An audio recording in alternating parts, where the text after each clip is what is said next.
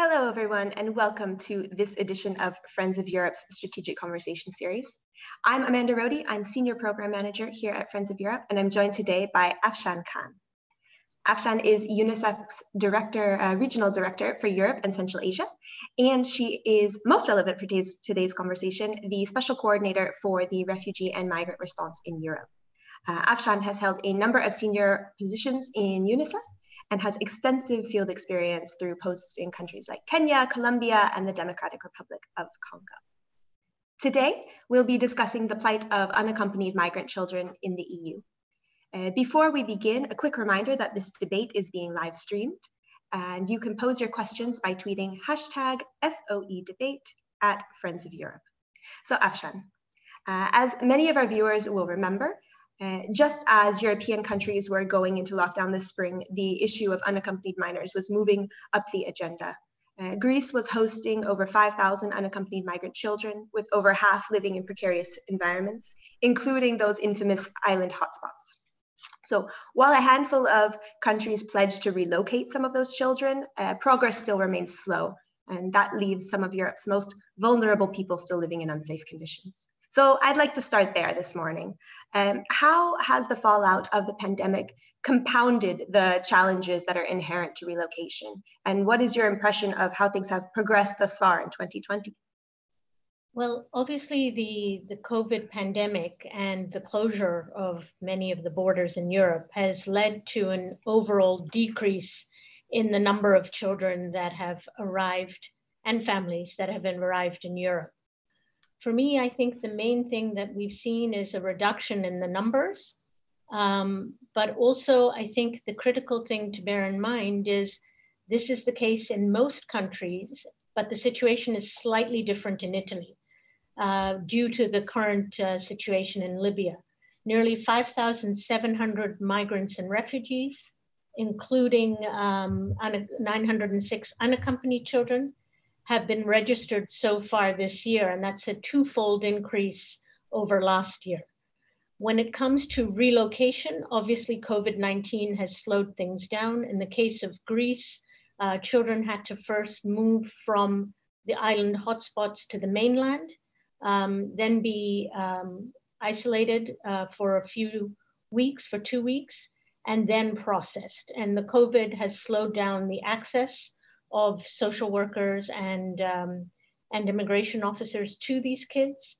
We also see risks of COVID-19 spread in high density situations without proper hand washing facilities and in cramped quarters for many of the refugee and migrant population. So that's another risk to bear in mind.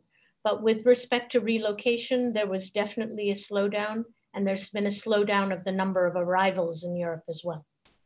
Okay, so we're talking about what's happening in Europe and about these arrivals. What should Europe be doing? What should European states be doing to ensure that unaccompanied migrant children are fully protected when they arrive on Europe's doorstep? Well, as you said earlier, Amanda, under the auspices of the European Commission, several member states have committed to relocate up to 1,600 vulnerable children from Greece. And I think that demonstrates a regional solidarity, and it also lessens the burden on the Greek child protection system. But what is needed, I think, when we look at European member states as a whole, is first of all to work closely, I think, with the UN agencies and others to respond to the urgent needs of vulnerable children and women on the move. And this includes strengthening national child protection systems for children in partnership with local authorities and civil society. So we've been able to do this really in collaboration with many governments and municipalities already in many European countries. We also see that our strategy has focused on a few key pillars that we see as really, really important. And I think first of those is collecting data on which kids are the most vulnerable. So in Greece, we've actually set up a system working with ECHA to really identify those kids that are in need of priority for relocation given their current vulnerabilities. The second is to really focus a little bit better on guardianship schemes so that when children are unaccompanied, they clearly have a guardian that helps them get their rights known, helps them process through the system, provides unaccompanied children emotional and support. And then the third element is skills training. So in Italy, we've worked with several thousand children to integrate them alongside Italian children with skills training so that they're able to also be more readily able to integrate into society. And we see that's extremely important. And then lastly, we have something in UNICEF called You Report on the Move, which is a platform to help refugee migrant children and adolescents participate, know their rights, and understand the complexities of the bureaucracy. And I think that's a critical element as well. Now, when it comes to European governments, clearly they have a very important role to play as well. And that is around issues of making sure that the processes are child-friendly for children, so that all of the elements around best interest determination are done in a child-friendly manner. That includes age assessment and other interventions. The second is a very real focus on the whole issue of family reunification. Clearly, many of these children have already family in Europe, and it's equally important to make sure that the family reunification piece is adequately dealt with. The third is once children are in a European country, that they have access to basic services that includes health, education, psychosocial support where needed, and counseling. And the fourth is to make sure that children who are relocated actually have a durable solution, i.e. the government is working with them to integrate them into society and make sure there's a longer term solution for residence for these kids. Because many of these children are in the 15 to 18 age cohort when they're unaccompanied, and there needs to be a durable solution that's either linked to family reunification or integration into the society where they've been relocated. So we see these elements as critical for a successful integration of unaccompanied children. Absolutely. And so we're talking about what governments should be doing and how they should be focusing on this. Quickly turning to the EU as kind of a larger entity. So their long-awaited proposal on migration reform is delayed again. You know, we've been waiting for quite some time, and it's to be a challenging process. How should the new pact on migration and asylum, when we see it, how do you think it should reflect the needs of unaccompanied children? For UNICEF, we've stressed the need for a comprehensive regional approach based on burden sharing. And to that end, UNICEF has recommended 5 concrete unaccompanied children-related recommendations with respect to the Asylum and Migration Pact. So first, I think it's the implementation, monitoring, and the resourcing of existing minimum reception standards and conditions, and the ending of immigration detention of children. That's first and critical for us. The second is to make borders and asylum procedures child-friendly through, as I mentioned earlier, the assignment of guardians, the implementation of standardization of existing age assessment procedures, the participation of unaccompanied children themselves in the procedures, including their own understanding and use of the complaints mechanism, and then really streamlining the family reunification process, because that has been truncated in the past couple of years. And then the prioritization of unaccompanied children in integration programs for durable solution, including alternative pathways, such as student visas, scholarships, training opportunities for low skilled workers, apprenticeships, and if there are child returns, making sure those are safe and promoting reintegration. And then lastly, I would say one thing we've learned as UNICEF, as a global organization with presence across many countries, is the importance of protecting children along the migratory routes, including through regional disembarkation mechanisms that are clearly identify unaccompanied children, assess their vulnerabilities, look at gender-based violence, and then really working with young people to educate and empower them in the countries of origin so that the risks to leave or the need to leave is also mitigated, and really providing much more employment opportunities for young people in the countries of origin so that they're able to transit from learning to earning. And that requires a lot of partnership also with the business sector. And then lastly, I would say a lot could be done for better management of data and information with respect to refugee and migrant children. So we have a better understanding of who these kids are, where they are, what the family connect is, and a better digital system, almost a digital passport, you would say, that allows these kids, when they're on the move, to get some form of better protection.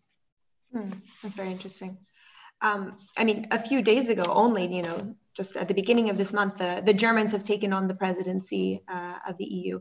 And I wonder how you feel about this, or what you think. This country has gained quite a reputation for welcoming migrants in the last years. Do you think that this experience that they've gained will, help them give kind of that kick necessary to asylum reform?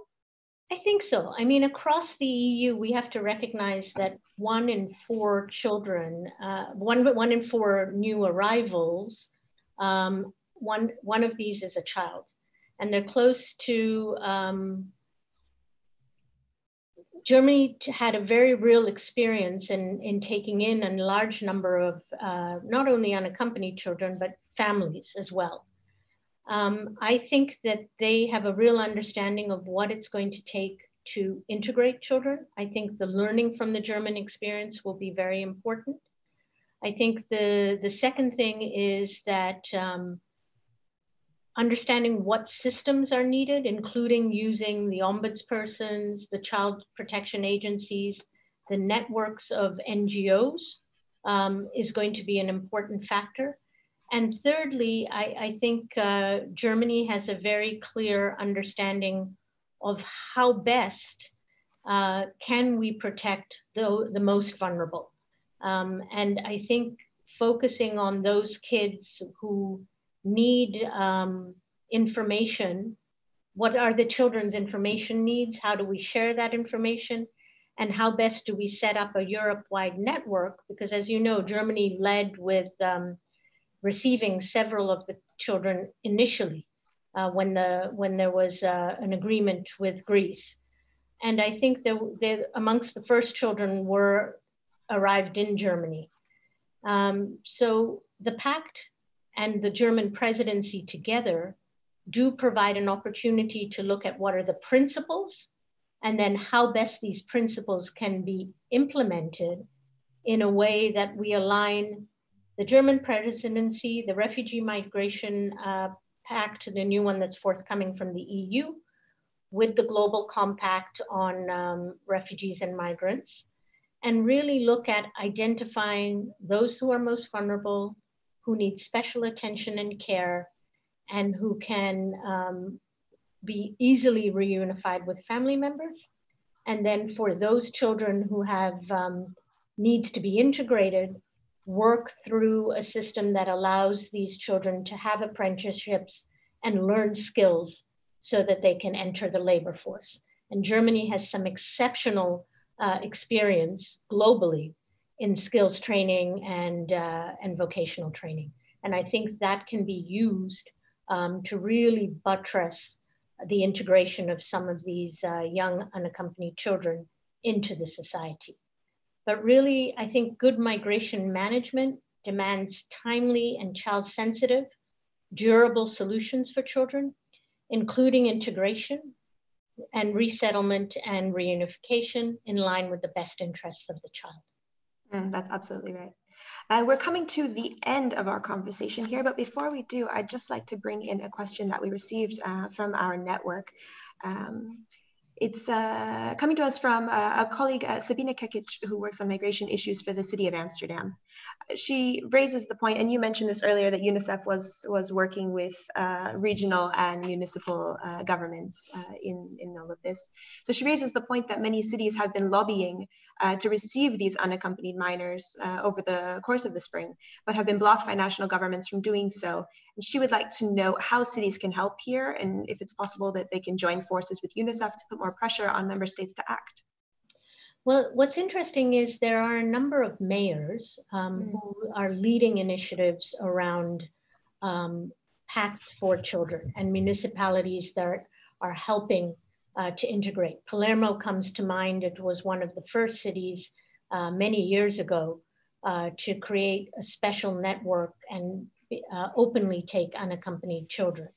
And we've been working, UNICEF, with the Palermo municipality over several years around a concept that provides special assistance and protection to unaccompanied minors. I think when it comes to the Netherlands, obviously working together, UNICEF has a very strong national committee of the Netherlands, and I think reaching out to them to work together to demonstrate what are some of the examples and best practices in the Netherlands already with respect to the integration of young people. And I think as we demonstrate success, more and more municipalities can encourage their national government counterparts, including with advocacy from NGOs, to encourage the opening up to take asylum seekers. And I have seen the Netherlands government as well in the past quite open to integration and support for unaccompanied children and family reunification. And I hope with the assessment and the new migration pact forthcoming, Netherlands will once again come to the fore around this issue. Excellent. Well, on that note, it's time to bring our strategic conversation to a close. Afshan, thank you so much for taking the time to join us today. It's really been an enlightening conversation. I think we've been quite forward-looking as well. To our viewers, we'll be hosting 2 more strategic conversations this week. On the 8th of June, we'll be joined by the South Korean ambassador to the EU, Yoon Soo-moo. And on the 9th of June, we'll take a look at what a gender-focused recovery post-pandemic should look like with the senior advisor to UN Secretary General Nala Valji and founder and CEO of Women's Economic Imperative, Margot Thomas. So thank you, Afshan. Thank you so much. And everyone else, we'll see you next time. Thank you so much. Have a great day. Bye. Thank you.